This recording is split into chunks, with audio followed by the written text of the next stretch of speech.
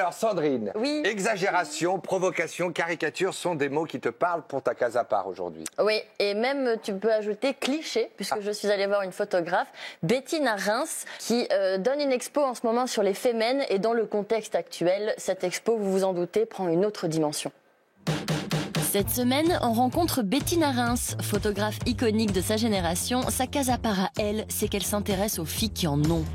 En 40 ans de carrière, l'objectif de Bettina a immortalisé des modèles anonymes, mais aussi des plus célèbres comme Sharon Stone, Madonna, Monica Bellucci et un certain Jacques Chirac pour sa photo officielle à l'Élysée.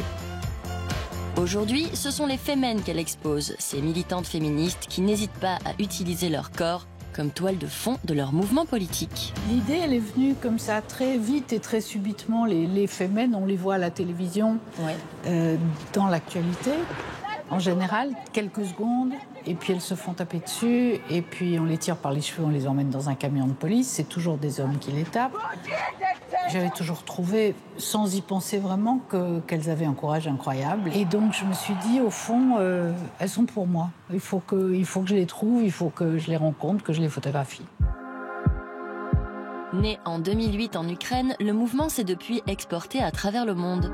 Bettina a photographié une vingtaine de Femmes au total qui ont chacune choisi leur slogan et leur emplacement. Vous savez, les séances avec moi, d'abord ça a duré une dizaine de jours. Il y a un coiffeur, un maquilleur, c'est tout un rituel qui se met en place. Et quand elles se regardent dans la glace et qu'elles sont prêtes à venir sur le plateau, elles se trouvent belles.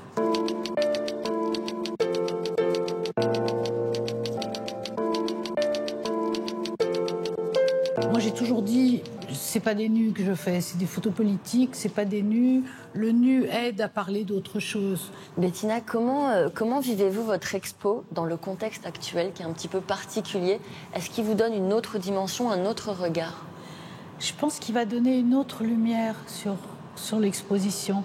Ce qui était fou, c'était que cette image qu'on va voir, vers laquelle on va se diriger, de Sarah Constantin, qui est comme vous, journaliste, et qui est la personne qui nous a aidés à monter le projet. Elle porte sur sa poitrine ce slogan incroyable qui est « Délivrez-nous du mal » avec un accent circonflexe. Et Sarah est l'image qu'on a choisie pour l'invitation. C'est-à-dire qu'il y a 15 jours, comme l'affaire Weinstein sortait, avec la stupeur générale que ça a causé, les gens recevaient dans leur boîte aux lettres cette image.